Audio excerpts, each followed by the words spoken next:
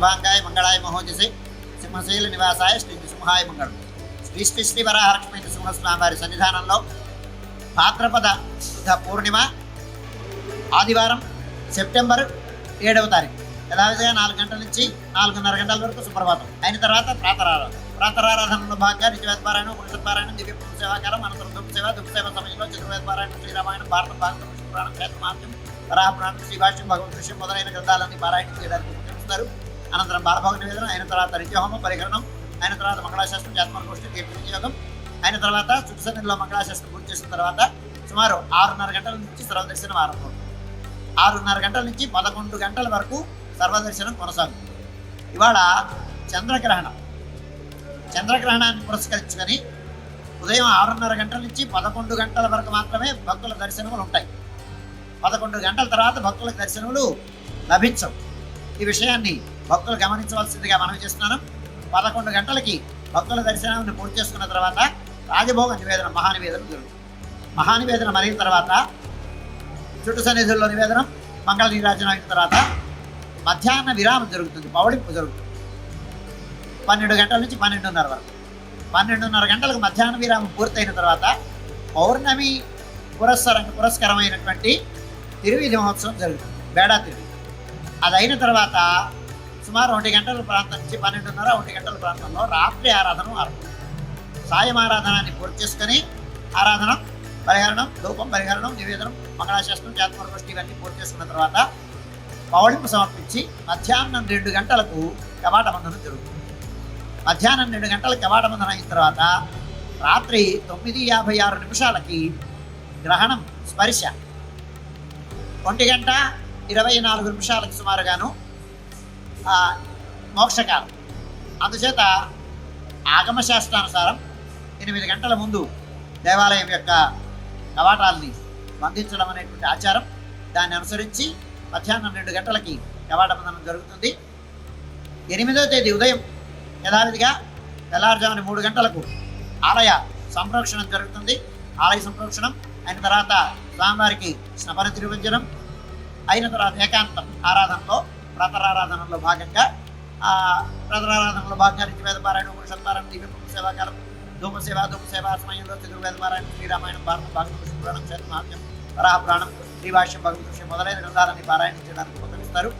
అనంతరం బాలభోగ నివేదనం అయిన తర్వాత నిత్యహోమం, సంప్రోక్షణ ప్రయుక్తమైన నిత్యహోమం, బలిహరణం, మంగళాశాస్త్రం జాతమర్గోష్ఠి తీర్థ వినియోగం అయిన తర్వాత సన్నిధిలో మంగళాశాస్త్రం అయిన తర్వాత రాజభోగ నివేదనం అయిన తర్వాత సుమారుగా 8 గంటల ప్రాంతంలో భక్తుల యొక్క దర్శనములు ఆరంభమవుతాయి. సర్వదర్శనం మధ్యాహ్నం 2:30 గంటల వరకు సర్వదర్శనం కొనసాగుతుంది. 2:30 గంటల నుంచి 3 గంటల వరకు మధ్యాహ్నం విరామం. ఈ సమయంలో భక్తుల యొక్క దర్శనం జరుగుతుంది. మధ్యాహ్నం 3 గంటల నుంచి రాత్రి 7 గంటల వరకు సర్వదర్శనం కొనసాగుతుంది. రాత్రి 7 గంటలకు రాత్రి ఆరాధన అయిన తర్వాత విశేషమైనటువంటి ఆరాధన పూర్తయిన తర్వాత ఏకాంత సేవ కవాటబంధనంతో ఈనాటి కార్యక్రమం సంపన్నమవుతుంది.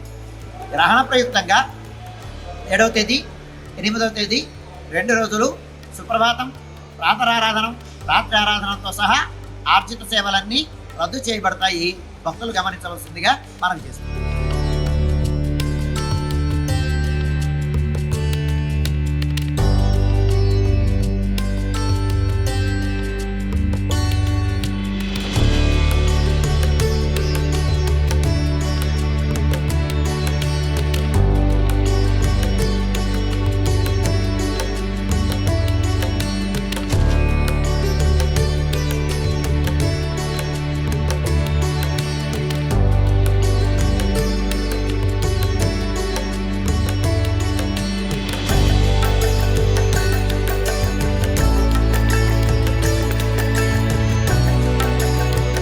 శ్రీ సత్యదేవాయ నమః. శ్రీ వీర వెంకట సత్యనారాయణ స్వామివారి దేవస్థానం ఆరంభంలో స్వామివారి సమక్షంలో 7/9/2025 ఆదివారం రాత్రి 9:50 సంపూర్ణ చంద్రగ్రహణం ఏర్పడుతున్నందున మధ్యాహ్నం 1 గంటల నిమిషములకు స్వామివారి ఆలయం దర్శనములు నిలుపుదల చేయడమైంది. మరలా 8వ తారీఖు 8/9/2025 సోమవారం ఉదయం యథావిధిగా స్వామివారి కార్యక్రమాలు పూర్తయిన తదుపరి భక్తులకు 7 గంటలకు ఉదయం 7 గంటలకు భక్తులకు సర్వదర్శనములు ఏర్పాటు చేశారు.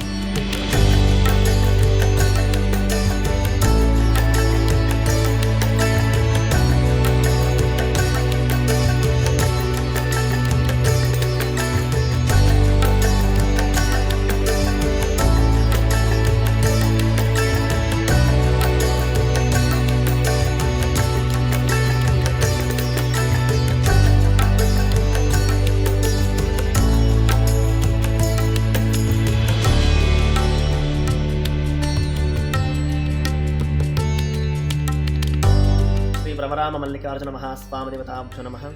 పెద్దపల్లి జిల్లాలోని ప్రముఖ శైవ పుణ్యక్షేత్రమైన ఓదెల శ్రీ భ్రమరాంబ సమేత మల్లికార్జున స్వామివారి దేవస్థానంలో నేడు అనగా 7 సెప్టెంబర్ 2025 ఆదివారం రోజున రాత్రి రాహుగ్రస్త సంపూర్ణ చంద్రగ్రహణం కారణంగా ఆలయం ఉదయం 11:30 మూసివేయడం జరిగింది. తదనంతరం రేపు ఉదయం సంప్రోక్షణ అనంతరం భక్తులకు 9 గంటలకు దర్శనాలు ప్రారంభమవుతాయి. భక్తులు దీన్ని గమనించి ఆలయ సిబ్బందికి సహకరిస్తారని ఆశిస్తున్నాం. హర హర మహాదేవ్.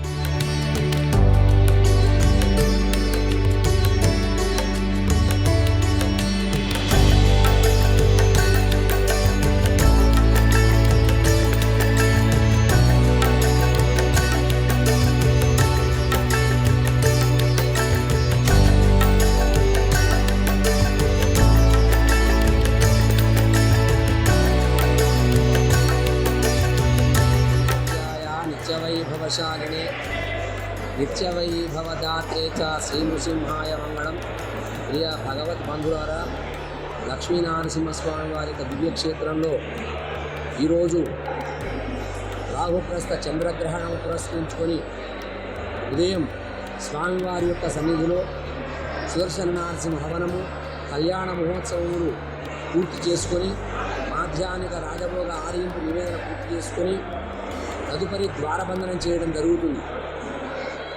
సాయంత్రం 9:56 ప్రారంభమై 2:36 పూర్తి అయ్యేటువంటి ఈ గ్రహణ సంబంధంగా తెల్లవారి 3:30 స్వామివారి సన్నిధిలో సంప్రోక్షణ కార్యక్రమం పూర్తి చేసుకొని శుక్రవార సేవతో ప్రారంభించుకొని స్వామివారి యొక్క నిత్యవిధి కార్యక్రమాన్ని కూడా ప్రారంభించడం జరుగుతుంది.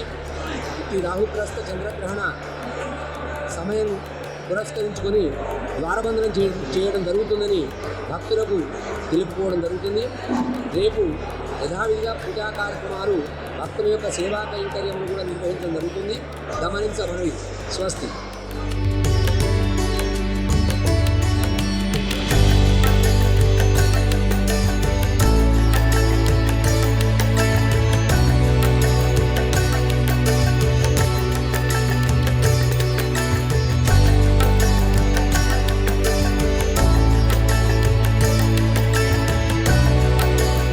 ఈరోజు భాద్రపద శుద్ధ పౌర్ణమి ఆదివారం. ఈరోజు సాయంకాలం స్వామివారి కార్యక్రమాలన్నీ అయిన తర్వాత ఉదయం రాజభోగం కూడా అవుతుంది. ఈరోజు రాహుగ్రస్త చంద్రగ్రహణం రాత్రి 9:56 నుంచి అర్ధరాత్రి 1:26 వరకు ఉంటుంది. దీని నిడివి అంటే మొత్తం కాలం 3:36 ఉంటుంది కాబట్టి చాలా పెద్ద చంద్రగ్రహణం. ఈ సంవత్సరంలో ఈ 5-6 సంవత్సరాల్లో చాలా పెద్ద గ్రహణం చంద్రగ్రహణం, రాహుగ్రస్త చంద్రగ్రహణం. ఇది శతభిష నక్షత్రంలో పడింది. కుంభరాశి అట్లాగే మీనరాశి వీళ్ళందరూ కూడా కొంచెం ఆ రాశి వారందరూ కూడా దాన ధర్మాలు చేసుకుంటే నివారణ జరుగుతుంది. అట్లాగే ఈ చంద్రగ్రహణం సందర్భంగా ఈ దేవాలయం ఉదయం మహారాజభోగం కార్యక్రమం అంతా అయిన తర్వాత మధ్యాహ్నం 2 గంటలకు మూసివేసి మళ్ళీ ఈ చంద్రగ్రహణం అనంతరం సంప్రోక్షణ శుద్ధి పుణ్యాహవాచన కార్యక్రమం, ఆలయ శుద్ధి అట్లాగే విగ్రహ శుద్ధి మొత్తం అన్ని కార్యక్రమాలు అయిన తర్వాత ఇవాళ 7వ తారీఖు నాడు ఆదివారం, రేపు 8వ తారీఖు ఉదయం 7:30 గంటలకి సర్వదర్శనానికి అనుమతి ఉంటుంది. కాబట్టి భక్తులందరూ ఇది గమనించి ప్రార్థన. అట్లాగే ఈ చంద్రగ్రహణం సందర్భంగా పిల్లలకి గర్భిణీ స్త్రీలకి వాళ్ళు కూడా యథేచ్ఛగా సాయంకాలం ఏదో పలహారం చేసి పడుకోవచ్చు. ఎందుకంటే నిద్ర సమయంలో ఉంది కాబట్టి వాళ్ళకి ఏ సమస్య లేదు.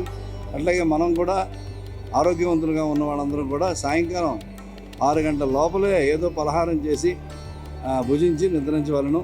అందుగురించి తర్వాత ఈ గ్రహణం చాలా సంపూర్ణ చంద్రగ్రహణం కాబట్టి అందరూ చూసి ఒకవేళ వారికి ఆ ఉదయాన్నే లేచి సముద్ర స్నానం చేస్తే సముద్ర స్నానం చేయొచ్చు, అట్లాగే అక్కడ నది ఉంటే నది స్నానం చేయొచ్చు, అలాగే తటాకం ఉంటే చెరువులు ఉంటే చెరువులు స్నానం చేయొచ్చు, ఏమి లేకపోతే బావి ఉంటే బావిలో చేయొచ్చు. ఆఖరికి మన ఇంట్లో ఉన్న స్నానం చేసుకొని ఆ చంద్రగ్రహణం అనంతరం ఏమి దాన ధర్మాలు చేయాలంటే చేయొచ్చు.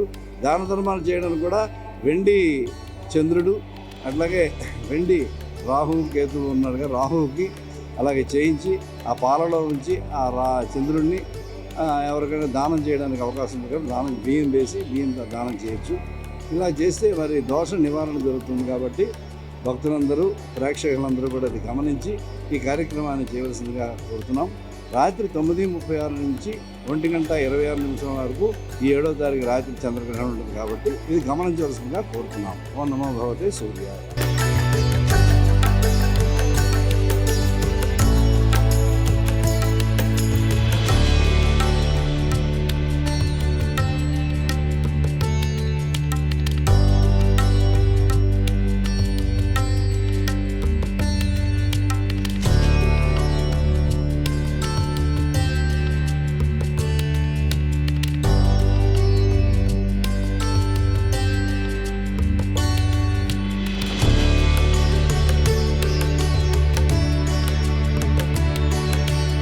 సంపూర్ణ చంద్రగ్రహణం సంభవిస్తున్నటువంటి పరిస్థితుల్లో ఏ రాశి వాళ్ళు ఎటువంటి జాగ్రత్తలు తీసుకోవాలి, చంద్రగ్రహణం ఏ రాశులపై ఎటువంటి ప్రభావం ఉండబోతుందనే దానికి సంబంధించినంత వరకు వన్ టౌన్లో ఉన్నటువంటి కనికా పరమేశ్వరి టెంపుల్ ప్రధాన అర్చకులైన కుమార్ శర్మ గారు ఉన్నారు. ఆయన అడిగి తెలుసుకునే ప్రయత్నం చేద్దాం.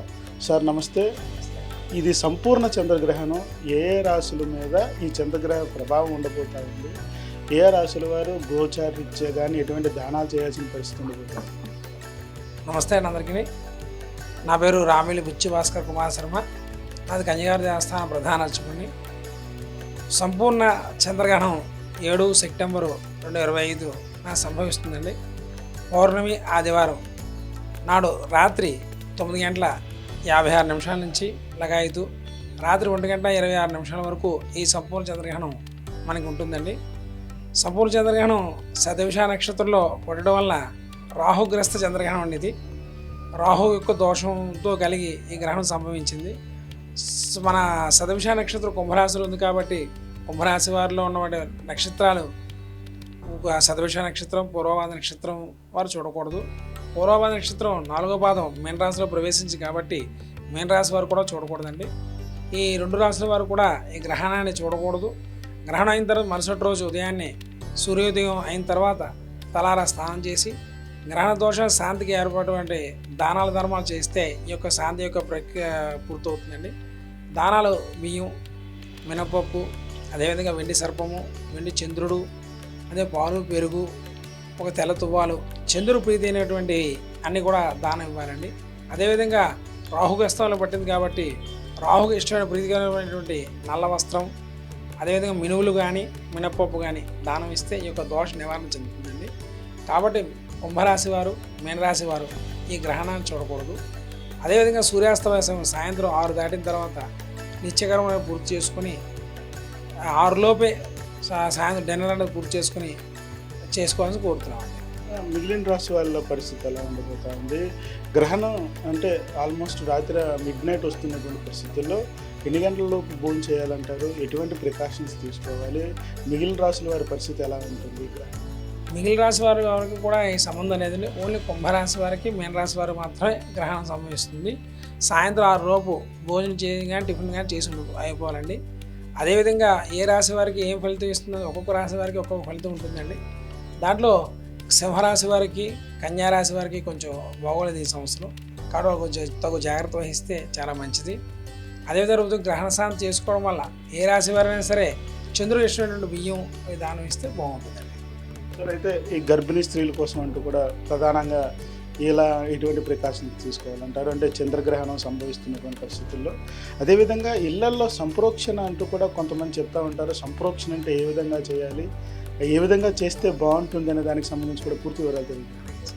గర్భిణీ స్త్రీలు సాయంత్రం 6 లోపే భోజనం చేసి అందరూ పడుకోవాలండి. రాత్రి 9:56 నుంచి 1:26 కదలకూడదు. గోక్కోవడం కానీ చేతే పావడం కానీ చేయకూడదు. అదేవిధంగా రేపు ఉదయం స్థలాల స్నానం చేసి రేపు కూడా ఏ పని పాటలు చేయడం, గడి పెట్టడం కానీ, అంట్లు తోముకోవడం కానీ లాంటివి చేయకూడదు, బట్టలు చేయకూడదు. రేపు కూడా భోజనం చేసి పడుకోవాలండి వాళ్ళు, గర్భిణీ స్త్రీలు. అదేవిధంగా రేపు గ్రహణ సూలండి. ఎవరైతే ప్రయాణాలు పనికిరావు ప్రయాణం చేయడానికి అది కూడాను. అదేవిధంగా ఈ సంవత్సరం పౌర్ణమి నాడు చంద్రగ్రహణాన్ని, అమావాస్య నాడు సూర్యగ్రహణం సంభవిస్తుంటుంది ఎప్పుడైనా సరే. కాబట్టి అందరూ తెలుసుకోవాల్సింది ఏంటంటే పౌర్ణమి, ఆదివారం చంద్రగ్రహణం సంభవిస్తుంది. చాలా పొట్ట ఎక్కువ ఇది, కానీ అందరూ తగు జాగ్రత్త వహిస్తే చాలా మంచిది. సంప్రోక్షణ, ఇంట్లో సంప్రోక్షణ అంటే సంప్రోక్షణ అంటే ఏదైనా సరే పాత నిల్వ ఉన్న వస్తువుల మీద దర్బలు వేసి అవన్నీ ఉంచి అంటే ఉదయం 6 గంటలకి సూర్యోదయం అయిన వెంటనే ఇల్లు శుభ్రం కడుక్కొని దర్భములను తీసేసి పారేసి చేసుకోవాలండి. అది వినాయక పంతులు కూడా అందరికీ చాలా అనుమానాలు వచ్చాయి ఉంచవచ్చని. దేవాలయం అంటే రాతి విగ్రహాలు కాబట్టి సంప్రోక్షణ శుద్ధి చేసిన తర్వాత విగ్రహాలన్నీ కూడా కడగాలి. కడిగితే శుద్ధి అవుతుందండి. ఇల్లు కడుక్కోవడం కానీ మన దేవాలయం కడుక్కోవడం అన్నీ చేస్తారు. మన పందిరిలో వినాయకులు ఉంచకూడదు, ఎందుకంటే మట్టివి కాబట్టి అవి కడిగితే కరిగిపోతాయి కాబట్టి, కడగాలి కాబట్టి శుద్ధి అవుతాయి కాబట్టి అది విగ్రహాలను కూడా తీయించడం జరిగింది. చాలా మటుకు తీసే 99% తీసేశారు. 1-2 మాత్రం ఉంచారు. వాళ్ళు చెప్పినా అర్థం చేసుకోవట్లేదు వాళ్ళు. ఏదైతే పూర్తి సంపూర్ణ చంద్రగ్రహణానికి సంబంధించినంత వరకు కుంభరాశి, మీనరాశి వాళ్ళపైన దీని ప్రభావం ఉంటుందంటూ కూడా శర్మ గారు చెప్తున్నటువంటి పరిస్థితి కనిపిస్తూ ఉంది. మరొక వైపు అర్ధరాత్రి చంద్రగ్రహణం సంభవిస్తున్నటువంటి పరిస్థితుల్లో ఉదయాన్నే తెల్లవారు 6 తర్వాత ఇంటంతటినీ కూడా సంప్రోక్షణ చేసుకుంటూ పూజలు చేసుకోవాలంటూ కూడా చెప్తున్నటువంటి సిచ్యువేషన్ అయితే కనిపిస్తూ ఉంది. కెమెరా పర్సన్ నారాయణతో భరత్, మెగా9 టీవీ.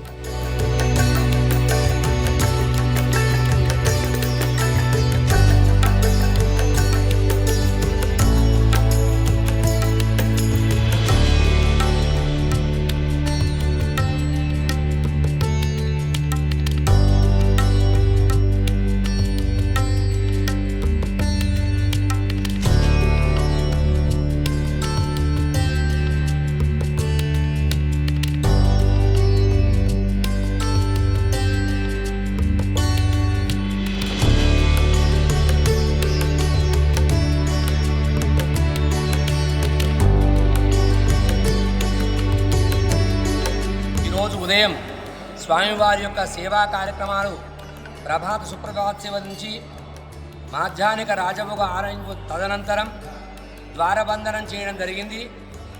ఇట్టి రాహుగ్రస్త చంద్రగ్రహణం ఈరోజు సాయంకాలం రాత్రి 9:56 ప్రారంభమై 1:56 వరకు కూడా ఒక గ్రహణ శూల ఉంటుంది. తదుపరి తెల్లవారి 3:30కు ద్వారం తీసి సంప్రోక్షణ కార్యక్రమం నిర్వహించుకొని గోపుర ప్రాకారం శుద్ధి చేసుకొని తదనంతరం స్వామివారికి బాలభోగం ఆరయింపుతో ఈ యొక్క కార్యక్రమాలను ప్రారంభం చేసుకొని భక్తులకు దర్శనాలు ఉదయం 8 గంటల నుంచి ప్రారంభం చేయడం జరుగుతుంది. గమనించమనవి. స్వస్తి.